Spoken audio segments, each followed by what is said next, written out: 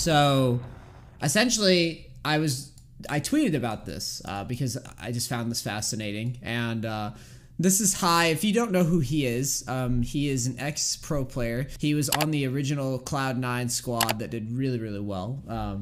I've played with this dude multiple times, and if you don't know him, I'll give you my personal opinion of him. I really like the guy. Every time I've played with him on like different accounts, like accounts before I sold them or high elo accounts or whatever. And every time I've ran into him, he's always been really cool to play with because it's weird. Playing with High is just like, you're just playing with somebody who's trying to win. He's focused on the game, and he's focused on trying to come up with strategies to win, even if the game's going crappy, the game's going well. He's always trying to optimize. Really respect him a lot. He's a very analytical player, and he was known in the pro scene for being a really good shot caller. That was like his thing. He's a pretty chill dude, so his reputation of being a good leader, I think, in at least in my experiences, have been deserved, and he was always fun to play with. And he is a little chatty, but nothing that's like, nothing bad. He posted that he had gotten chat restricted for the first time in his career. This is interesting. And if you've been following the Riot drama, what Riot decides to chat restrict and ban on, it's a very controversial topic. So basically, he gets chat restricted because he's yelling at people, and not even really yelling at them, but he's bitching at people that have just AFK'd and gave up in a game where they had a scaling comp. And you can see right here, why do people play this game if they just AFK 5 minutes in?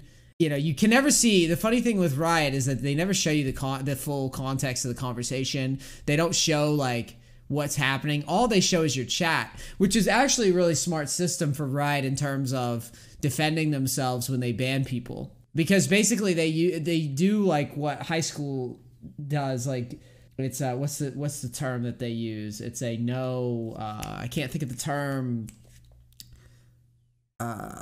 Paul, what is that term? Chat, help me, please, God. Oh, it's gonna drive me insane if I can't think of the word. I can't even finish my train of thought. Something. God help me. Oh, I'm gonna snap. Please, chat. One of you have to know where I'm going with this. Zero tolerance policy. God. Yeah, zero tolerance policy. That's what it's like with the chat is like, oh, if there's like a toxic person in the chat, there's like a zero tolerance policy for this kind of chat or for this kind of behavior. And I get a kick out of it because in here, when they frame it like this, where they don't show how many people were AFK in a match, where they don't show like how many feeders you had or whatever, where they don't show what other people were saying, it obviously makes it so that anytime you type anything, it just looks bad. It just looks like you're a crazy person yelling into the abyss. And so here, High says some stuff like, you have a shit attitude, you're being a terrible player, your attitude is awful, yada, yada, yada.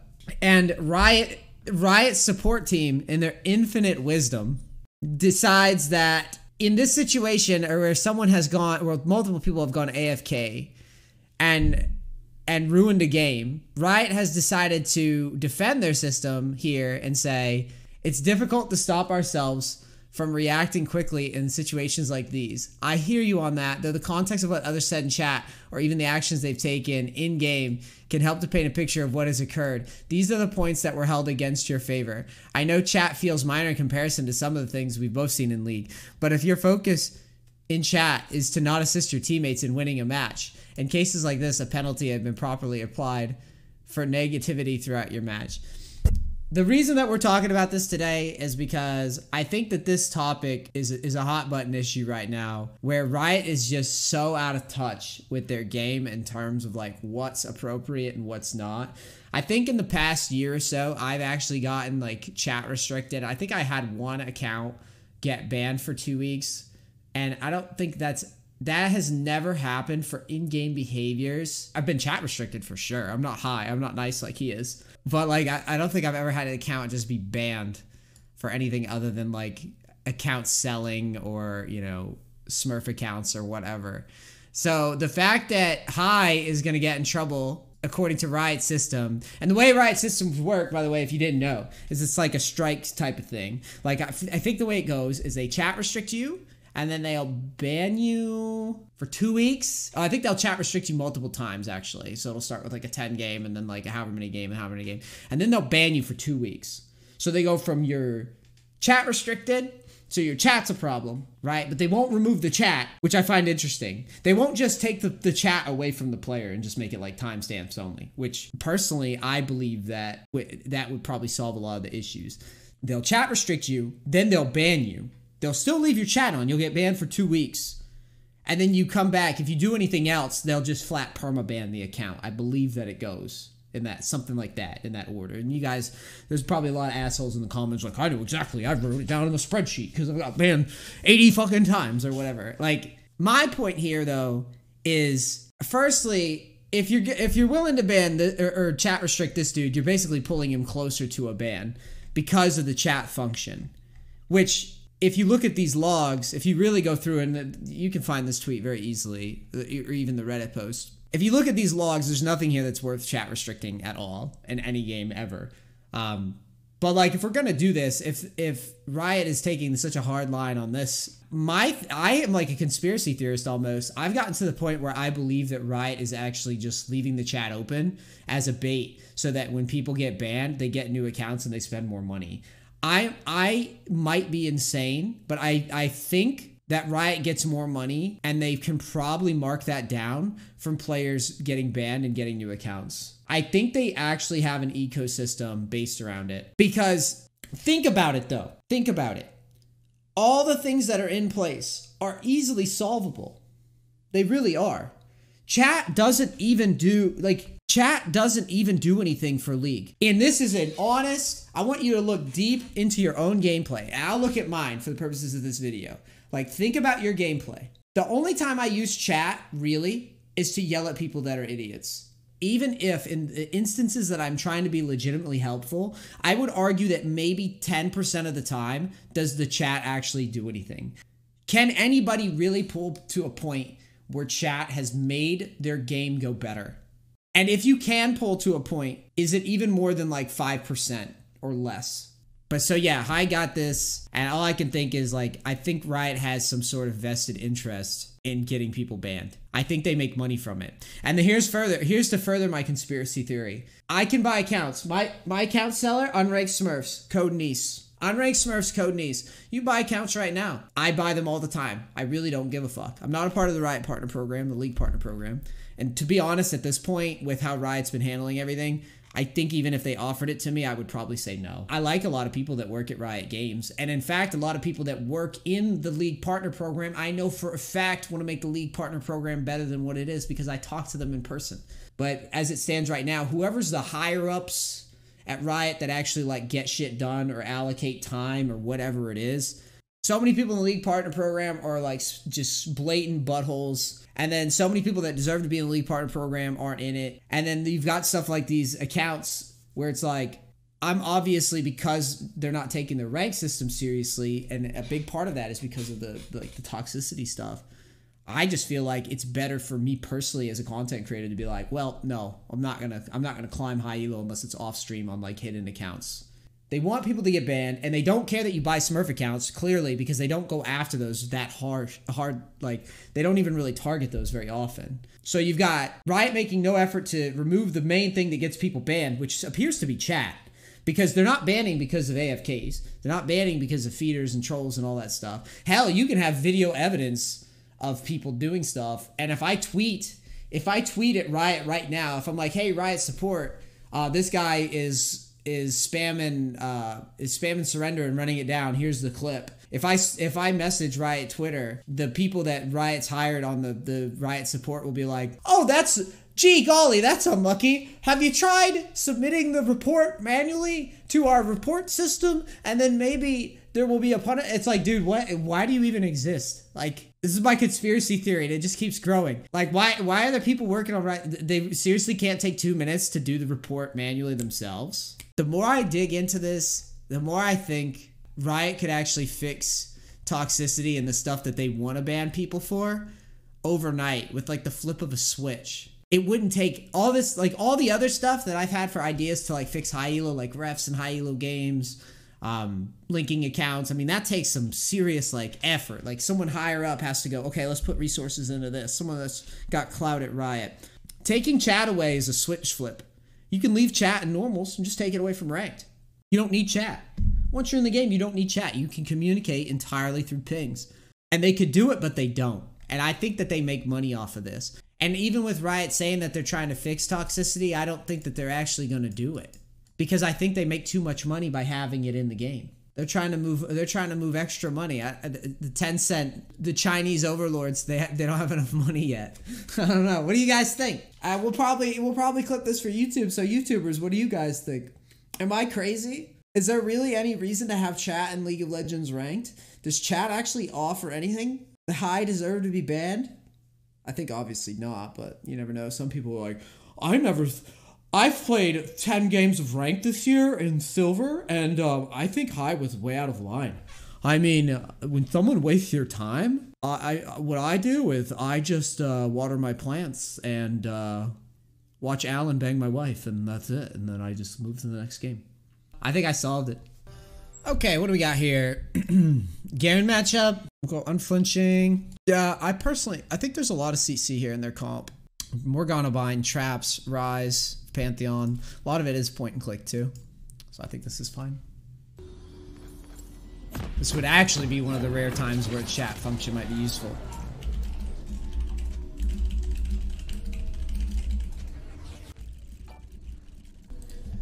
Said, hey Zed, you do better into Rise and I do better into Garen. So I swapped to mid because I assumed that it's going to be Rise top and Garen mid. I think that Garen mid was the counter to Zed. So I'm going to wait until I see.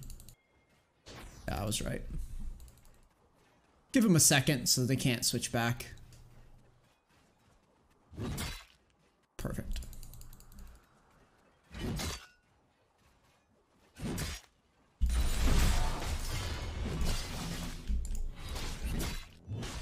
Good crit.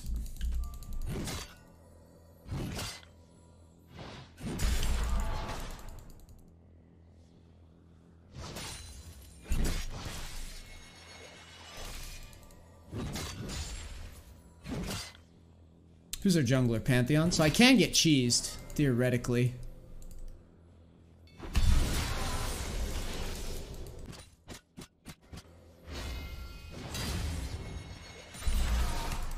This guy's just tanking damage. I can dive him here, I think.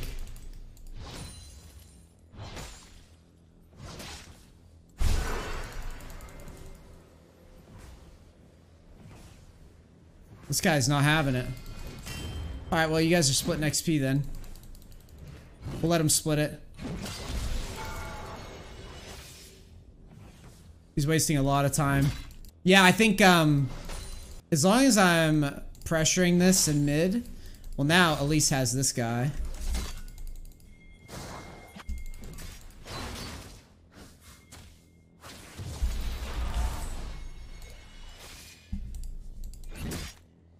I tried to catch Garen with some sneaky all-in.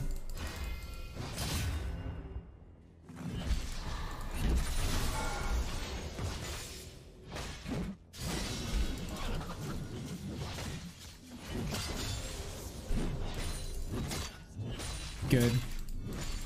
So this is why the swap, I think, was essential. Trying to freeze it. I can cancel that with my W. You can cancel his regen with your W. It's pretty funny. It's pretty crazy. Notice how I always fight for autos, though, under tower. Good. This is like a perfect open. This is exactly what you want.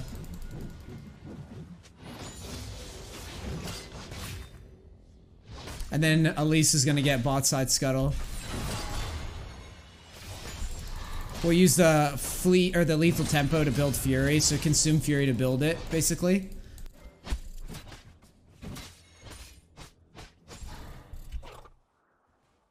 Yeah, this guy is...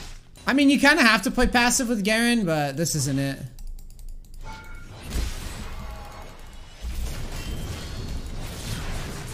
I'm dead here though. Just because they just do too much damage early. That was a good gank by Pantheon. I should have warded right here. I didn't think he would actually gank me in that spot though. I really didn't. I just figured he would go somewhere else. If they don't get it under tower, I don't really care. Do I get... Yeah, I'm gonna get boots. I'm gonna get boots to get back in the lane quicker. Still pretty easy.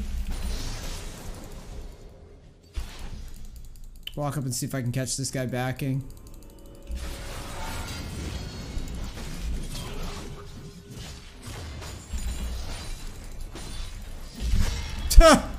You're dumb.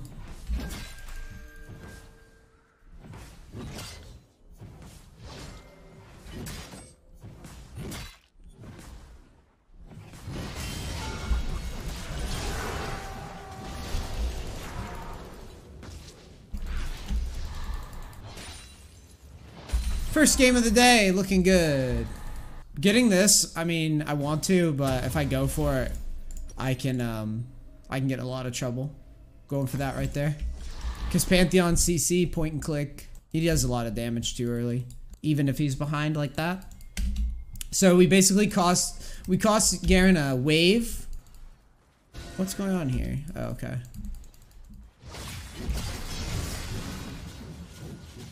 Oh, he went Bramble? Okay, so we just push and ignore then.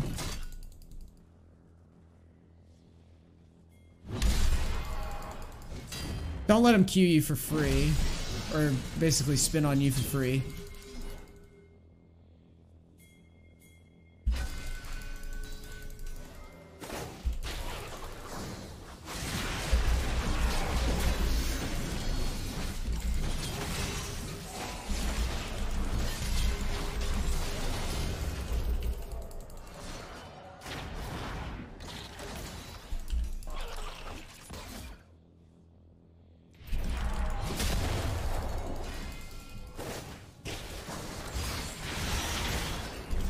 Easy enough.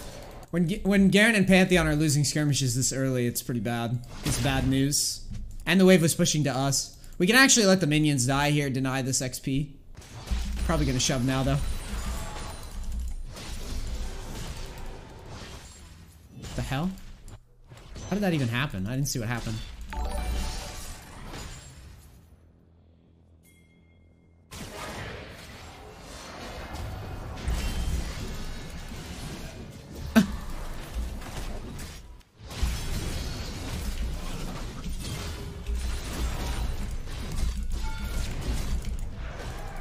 You're dead.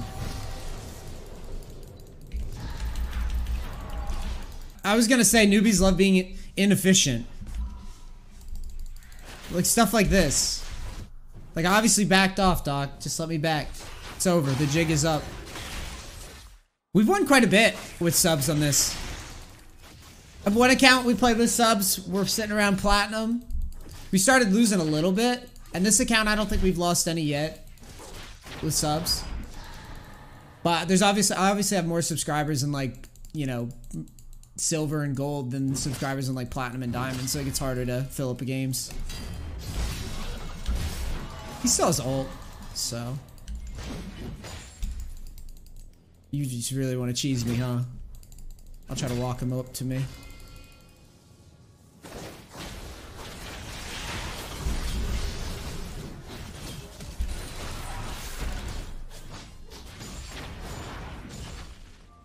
It's all good, brother man. I can take care of the business from here.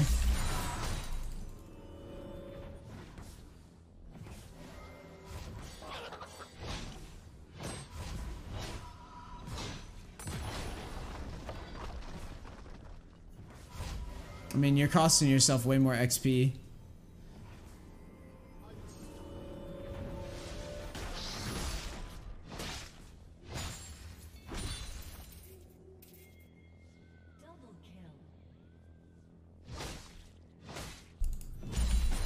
This is like the dumbest thing I've ever seen.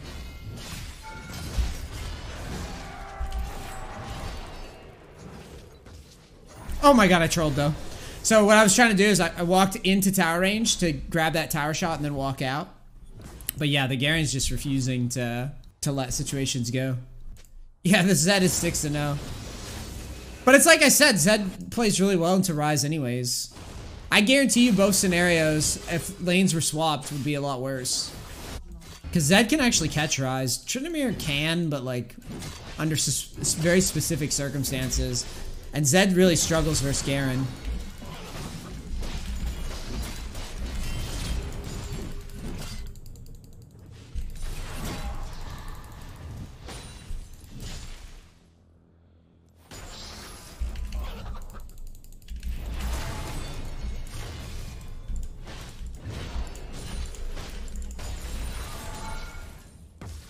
That was pretty hard to watch. The other thing enemy team should have done here is they should have swapped back.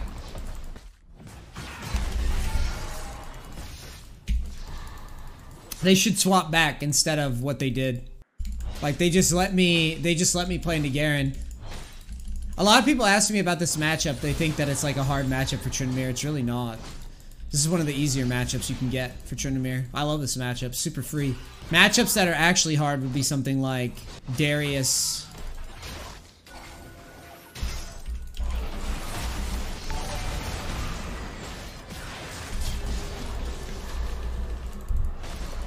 Darius, Set.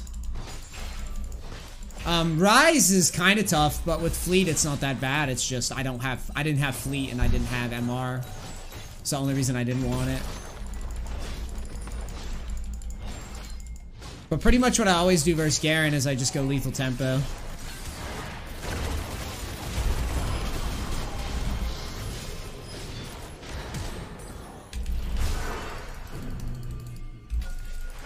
Haha.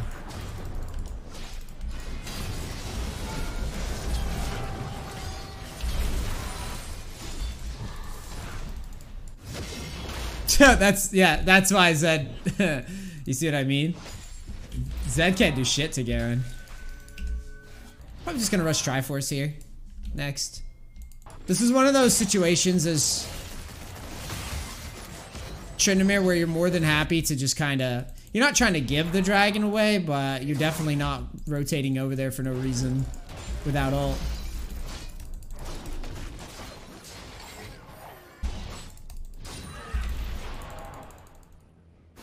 Now I'm going to rotate down though, because I have red buff, and I'm pretty strong. I think I can get level 12 off this. Maybe not if it's split with Zed. At least died.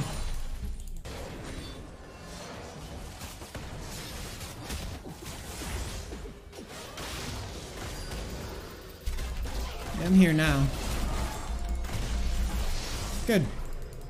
I'll just take this, I guess. Yeah, that dude is ridiculously fed off the top lane. This happens a lot in low elo with the Rise pick. Rise picks in low elo often feed, so if you see those, you can dodge pretty comfortably.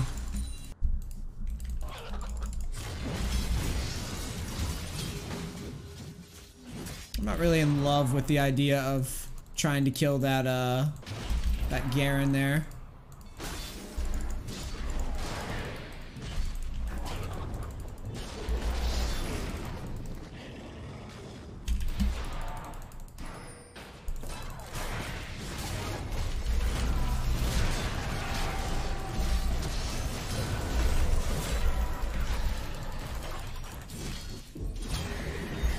What a meme. I mean, I got them to use, like, every single thing there. This.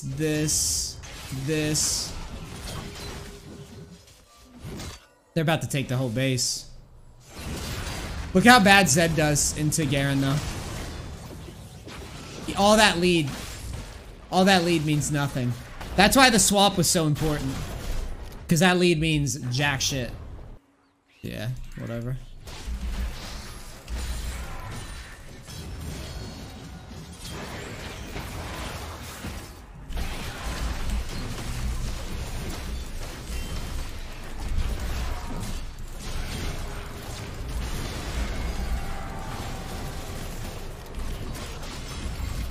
Can't move.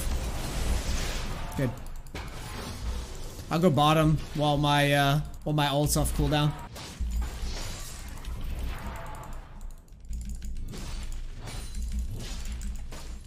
The Garen has Thorn Mail.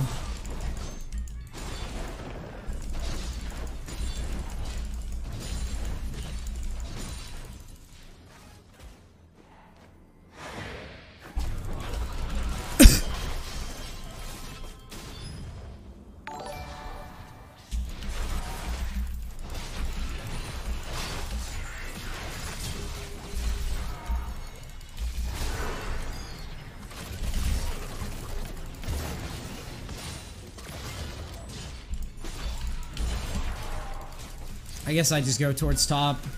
I have enough for Triforce, but with my team on map, I'd rather actually pressure map. We'll push this down.